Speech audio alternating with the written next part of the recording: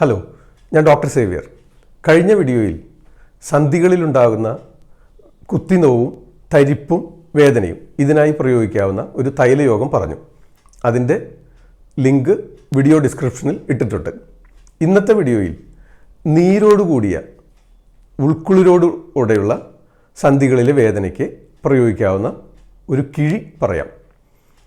ഇതിന് ആവശ്യമുള്ള സാധനങ്ങൾ: മുതിര 1/2 കിലോ, വൃത്തിയുള്ള പരുത്തിശീല.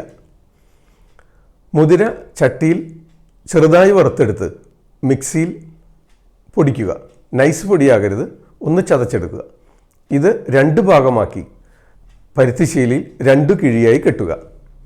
അതിനുശേഷം കഴിഞ്ഞ വീഡിയോയിൽ പറഞ്ഞ തൈലം അസുഖമുള്ള ഭാഗത്ത് പുരട്ടിയതിന് ശേഷം കിഴി ചട്ടിയിൽ വെച്ച് ചൂട് പിടിച്ച് അസുഖമുള്ള ഭാഗത്ത് 20 മിനിറ്റ് നേരം കിഴി പിടിക്കാവുന്നതാണ്.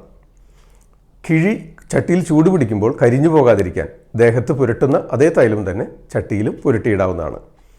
കഴിയുമെങ്കിൽ രാവിലെയും വൈകിട്ടും ദിവസം 2 നേരം ചെയ്യാവുന്നതാണ്. അസുഖത്തിൻ്റെ കാഠിന്യം തീവ്രത കൂടുതലുണ്ടെങ്കിൽ ഉള്ളിലേക്കുള്ള മരുന്നുകൾ നിർദ്ദേശിക്കുന്നതിനായി അടുത്തുള്ള ആയുർവേദ ഡോക്ടറെ സമീപിക്കേണ്ടതാണ്.